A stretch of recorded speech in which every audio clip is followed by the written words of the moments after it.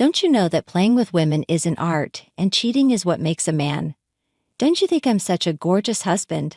I've reached my limit. I am Martha, 52 years old. I work part-time as a cleaning lady in a nursing home. I have been married to a janitor my age for 25 years.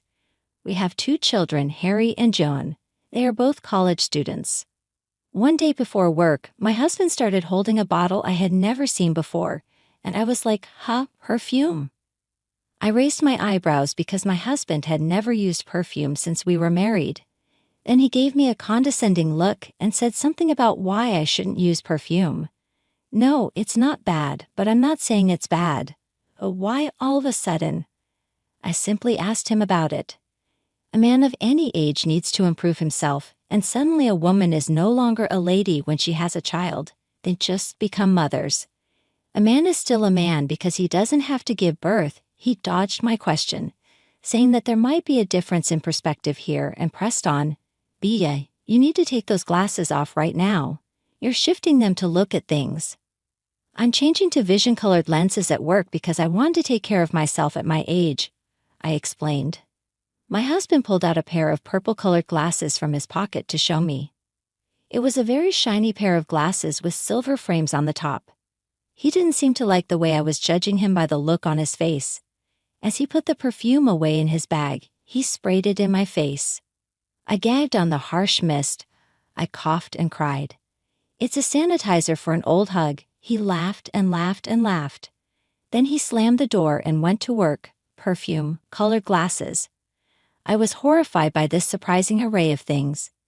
I was also horrified by his aggressive way of talking to me, spraying perfume on my face.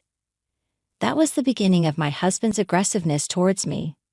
The next day, I was standing in front of the bank, feeling very sad. Why was my husband like that yesterday? I don't think there is a single person who wouldn't be depressed by getting belled and having perfume sprayed on their face. But I didn't want my sons to see me unhappy. Also, because of my pride in working at the nursing home, I never wanted the people at the facility to see a depressed face. So there was only one solution. I was a little bit depressed at times like these. Let's go out for a nice lunch alone to blow off steam, I thought.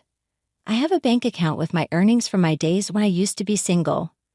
I went out in front of the station with a bank book of my personal account. My mother opened this account at the post office when I was born, and it has been funded ever since. I still save the money for my cleaning job by separating it from the monthly household expenses. I had hoped to use it for my first and second son's weddings, and I have been spending up to $50 a month of it on treats like this. But I didn't feel the need for a reward so soon and didn't use it for a few months. This is a secret course for me, but when I went to the ATM to withdraw the money, I was surprised. I checked my balance, and to my surprise, it was zero. How? What? My mind went blank. I rushed to check the contents of the bank book. That's the only place I could think of. I ran home. I was too weak and pale to comfort myself. Did you use the money from my savings account? I hold up the bank book and he says, I spent it. But so what? That was the dreadful reply from my husband. You spent it because we're family, and what belongs to the family belongs to everyone. What kind of philosophy is that? This was to fund Harry and Jean's future wedding and new house. You can't touch it. You say what belongs to the family belongs to the whole family, but you can't just spend it all by yourself, I retorted. Then, oh, a wonderful family project. It's a dirty job you have, isn't it? That's why I have to go looking for another woman. What a woman! I raised my voice. It was so predictable. Oh God, a woman. Unlike you, I'm young at heart. But think about it, like I said before, you can't just have romantic feelings for your mother. That's more dangerous, right? But that's on you too, because you're not even trying to be a proper woman. You're just doing a dirty job like cleaning houses to earn money. I'm a better person than you. I'll probably meet the right girl. I like young women. They smell good and they don't whine like you. That's too much for him to say. Just when I confront him about the affair, he belittles me for my age and tells me that I'm in the wrong. My blood rushes to my head in anger, and my words become louder. My eldest and youngest sons heard the commotion and came downstairs. They could not enter the living room, so they peeked by the door. My husband did not notice this and continued to talk to me. Don't you know that playing with women is an art, and cheating is what makes a man? Don't you think I'm such a gorgeous husband? You don't think so, huh? You're just a mother and a cleaning lady. If you have a problem with me, get a divorce. You can't do it anyway because I'm the one who makes our living. I couldn't take it anymore. The blood rushing to my head exploded with a bang. I'll gladly do it, I shouted and poured water on him. I'm going to clean up your filthy mess, so pack up your stuff and get out now. Pack up my stuff and send it here. Fill out the divorce papers there first and send them to me, and I'll sign for them. He took a scrap of a receipt from his wallet and scribbled the address on the back of it and left. I stood in the room afterward. Why do I have to pack your stuff? Who has been supporting this house? I trembled for a while in anger, but after 2 hours I began to feel uneasy. Would this house be able to hold up well? I'll just have to make do. I'll work more hours at my part-time job. I called out to my oldest and second son, who were peeking out the door. It had been 2 hours, and they were still there. I'm sorry, Mom. Dad, you guys don't have to worry about anything. I'll work more at my job. My eldest son blurts out in response. Dad suddenly changed with his stinky perfume. He said having kids makes him old. He said that we're a burden. What a burden. Yes, he said he wanted to be young. Having kids is a burden, he said. I reminded myself that this was no time for insecurity. You're my reason for living.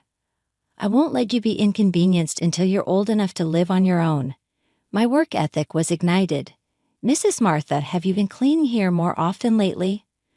The one in the wheelchair is Mrs. Lucy. She's one of the residents of this nursing home.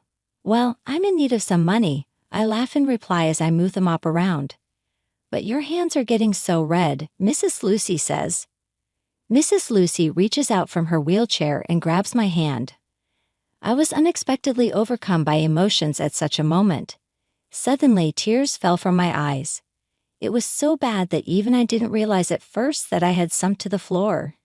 It is not easy to support my sons as a single parent, but I couldn't sit at home and brood over my situation. I was subconsciously tense. I think I suddenly relaxed. I hadn't had someone hold my hand and worry about me since the separation. Mrs. Lucy's eyes widened at my falling tears, but she gently rubbed my back. What happened to you? Tell me. I've been so grateful for all the help you've given me in cleaning my room. I'd love to hear your story and take the crap out of your mind. I couldn't stop crying anymore. And then talked to Mrs. Lucy, crying. Mrs. Lucy was rubbing my shoulder the whole time. A week later, I was in front of the meeting room of the nursing home. Good luck. Mrs. Lucy held my hand the same way she had that day. I nodded. Shall we go? We went into the room and there was another person inside. In the room there was my husband. What are you doing here, calling me all the way from work? He asks me with a half smile. I work here? Poor you, so you're going to say, please come home. After all, are you going to get down on your knees and say you can't make ends meet? My husband is smirking, wearing his new glasses. I sit down opposite him, but even at that distance, the scent of his perfume hits my nose. Do you really think that's why you were called out here? I ask. That's all I know. You're saying that you're just here for your reasons, but it's really because you don't want your 2 sons to see this, right? But that doesn't make any sense. What's with the guy next to you? My husband glares at the man next to me. Oh, come on. He started cheating on me too. But then again, you're still wearing makeup the same way as before. You haven't lost any weight. I guess you're asking me to get down on my knees too. My husband laughs without any sense of shame. He really thinks I'm such a crybaby. He even claps his hands and laughs. The man next to me offers his business card. Martha is here to talk to you about post-divorce property. I'd like to talk to you about your post-divorce assets.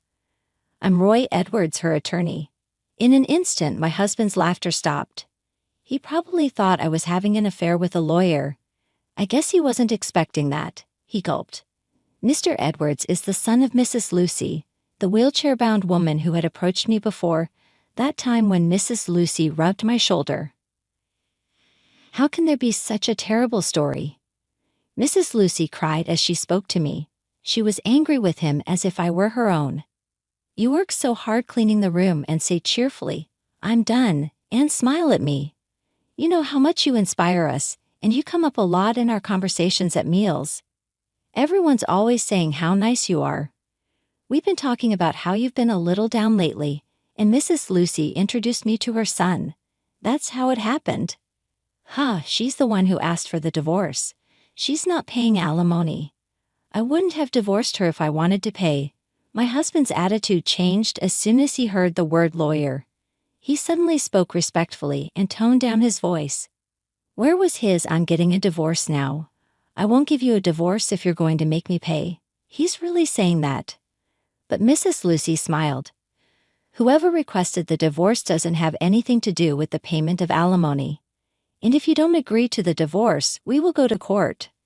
I'm going to explain now that you, the husband, are entirely to blame. It's due to cheating. You don't believe that this is unfair and that the husband is entirely to blame. There's a reason, but whatever the reason, you cheated on her. My husband is panicking and tries to make a counter-argument. She's just a mother with a plain face.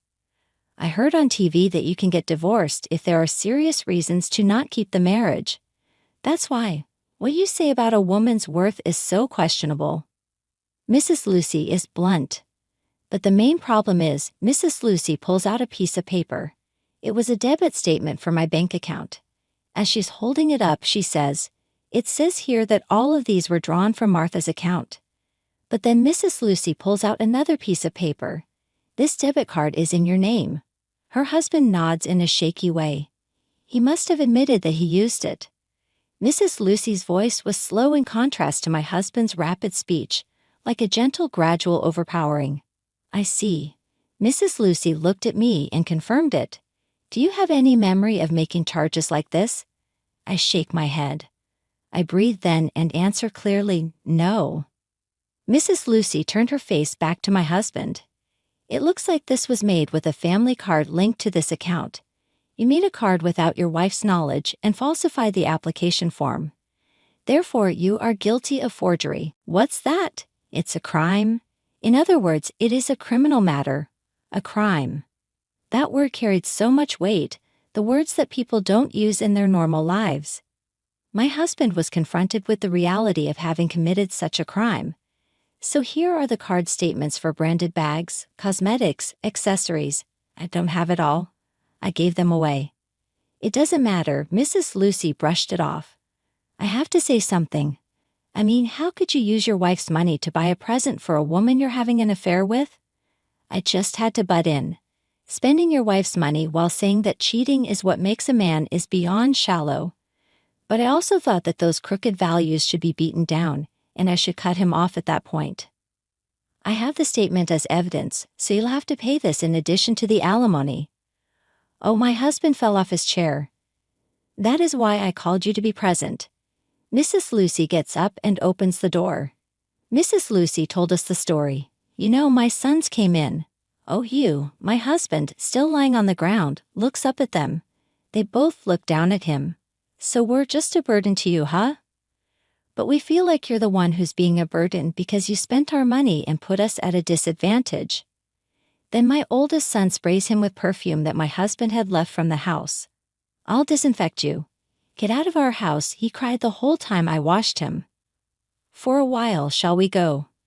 We have nothing more to talk about. Mrs. Lucy urged me to go. We left the room, leaving my husband snotty-nosed and shaking. The people from the nursing home were waiting for us outside. How did it go, Mrs. Judy? A client from the nursing home who was in a wheelchair was in the front of the group and called out to us. It was fine, Mrs. Lucy's son replied. Everyone applauded. I look back at the meeting room. I wonder if my husband can hear the applause as he breaks down into tears. I was able to have this ending. With everyone at the nursing home, my oldest and youngest sons in the end, my husband and I were divorced. Mrs. Lucy was right. I got my alimony and my money back. My husband was thrown out penniless. Of course, I got my alimony from the other woman too. Thanks to that, they split up. I'm no good without someone. I also got an email from him, crying to get back together with me. I'm not your mother, I blocked his calls. The day came when I had to withdraw half of the money from my savings account. That day was my eldest son's wedding. He's wearing a tuxedo, and his beautiful wife is standing next to him. My eldest son approached me. Give me your hand, and he places a small gift box in my hand. Thank you for raising me. I didn't know what to give you as a present, so I heard that you needed something to write your name with in the cleaning schedule.